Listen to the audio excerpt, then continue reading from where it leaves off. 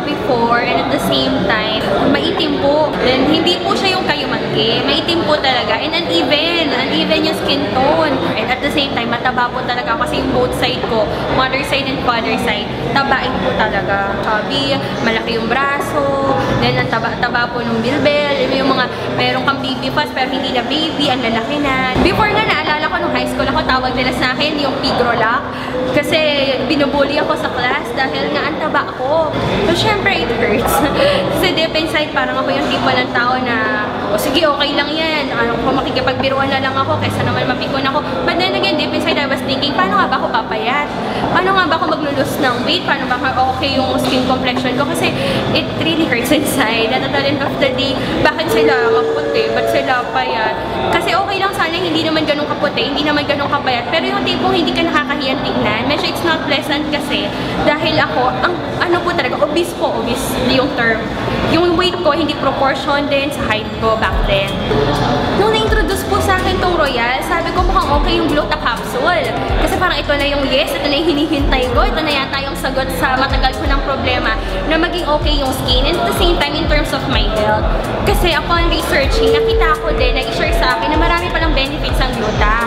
Then at the same time, nakita ko din po yung fiber rich. For colon cleansing siya. Tapos tinry ko po yun kasi napag-alaman ko na it will also help you to lose weight. So tinry ko po yung dalawa na yan. Yung Gluta, then at the same time yung fiber rich. Then I found out na sobrang bilis po nung effect niya sa akin. Nag-react po talaga yung katawan ko. Nahiyangan ko po siya. So ngayon, nagwa-once a day ako yung Gluta 462. And after that, sabi ko, wow, after 1 month, nakikita ko agad yung feeling na hindi ako mabilis mapagod. I felt detox. And at the same time, nakikita ko na yung result niya na nag-enhance po talaga siya sa skin. After a month.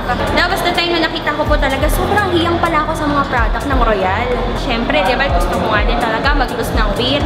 Ang nangyayari po kasi sa fiber rich, after using that one, nafe-feel ko po, nabusog na ako. Nagiging flat po yung tummy ko, nawawala po yung mga bilbil ko na dati problema ko talaga. Sabi po nila sa mga renew, anong ginawa mo? Ba't ang payat-payat mo na? Anong ginawa mo? Bakit ganyan ka na ngayon? Before naman, hindi. Ikaw ba yan? Sabi ko, meron ako mga tinatry na products ngayon. Narinig mo na ba yung Royal?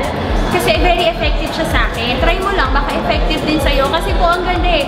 Yung pong personal achievement mo, yung enhance mo yung sarili mo, nakakatuwa po siya. Kasi for the longest time, tabain talaga ako at sama itim ako. Pero ngayon po, no, nagulat sila, sino ka ba? Kala nila before, nagbibiro lang ako sa mga picture ko. Kasi diba may mga ganyan, reunion, o yung pong connection, yung Facebook. Akala nila pinaphotoshop ko lang. But then when they see me personally, wow, anong nangyari? Anong ginamit mo? And that's a good opportunity for me to share Royal products. If it helped me, definitely it will help them also.